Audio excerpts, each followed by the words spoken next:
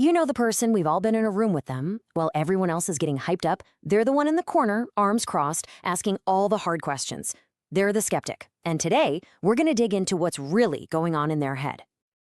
And look, Mike Ellis, the guy whose work we're digging into here, he puts it pretty bluntly. He says the skeptic is the one person that, well, most people just don't want to deal with. We tend to see them as a roadblock, right? A total downer. But what if there's more to it? What if that doubt is actually pointing to something way deeper?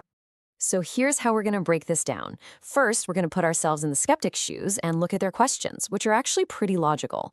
Then we'll peek behind the curtain at this so-called unseen process. From there, we get to the really good stuff, the psychology behind the doubt. Then we'll walk through how you can go from doubt to belief. And we'll wrap it all up with a little twist, why you might actually want a skeptic on your side. Okay, let's jump right in. If you want to understand a skeptic, you have to start with where they're coming from. And you'll see pretty quickly that their questions aren't just pulled out of thin air. They're based on some very real, very practical concerns. I mean, just look at this list from their point of view. I don't know the organization. I don't know the pay scale. I don't even know what the product is. To them, this isn't a business opportunity yet. It's just an idea. And honestly, based on what they can see or what they can't see, their hesitation makes perfect sense. But here's the thing. What if what you see isn't the full picture? This brings us to the other side of the coin.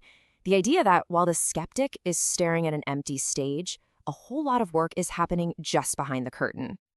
And this slide really nails the two different perspectives. The skeptic sees what's missing. No product, no pay structure, no way to make a dime. But the believer, they see what's being built. They see the process of creation, they trust in Mr. Mufareh's plan, and they see the foundation of a new dream business being laid. So what is the process? Well, think about it like this. It's all the crucial stuff you have to do to get from point A to point B before you can open the doors. It's like building a car. You don't see it in the showroom until the engine's built, the wiring's done, and the seats are installed. The skeptic sees an empty showroom, but the believer sees the factory floor buzzing with activity. All right, so we've talked about the logic.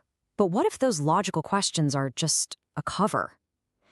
The argument here is that underneath all that practicality, there's a really powerful emotion that's actually driving the doubt. So let's get into the psychology of it all. So what's really going on here? If it's not just about the missing business plan, what is the skeptic so afraid of? What is their single greatest fear?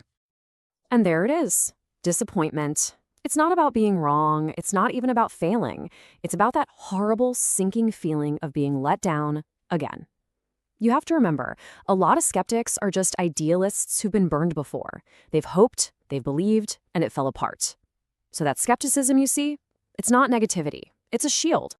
And knowing that fear is the key. Because if you can understand the fear of disappointment, you can also see the path to overcoming it. You can actually start a journey of transformation. And that journey happens in 3 stages. It all starts with just a little spark of hope, just a glimmer. If you can nurture that spark with real information, it can grow into actual belief. And once that belief becomes solid, action becomes the natural next step. It's like an emotional chain reaction that can turn that protective shield into a powerful commitment. So how do you light that first spark of hope? Well, according to this, you give them something real, something tangible, even before the big launch. And in this case, the tool is a platform called Victory with Ash. The idea is brilliant, really. You turn the waiting game into a learning game. You give people valuable skills and knowledge, these gems, so they can see and feel progress, instead of just being asked to believe in a promise. Okay, this brings us to the last and maybe the most mind-blowing part of this whole thing. We started out saying most of us try to avoid the skeptic. But what if that is completely the wrong way to look at it? And that leads us to this bombshell from Mike Ellis. I absolutely love the skeptic. Now, wait a minute. That sounds nuts, doesn't it? Why on earth would you love the one person who seems dead set on tearing your vision apart? Well, here's the secret. Belief that's given freely can be lost just as easily. But a skeptic's belief, that has to be earned. They've kicked the tires, they've checked under the hood, they've asked every tough question. So when they finally decide to believe, that belief isn't fragile, it's been forged in fire.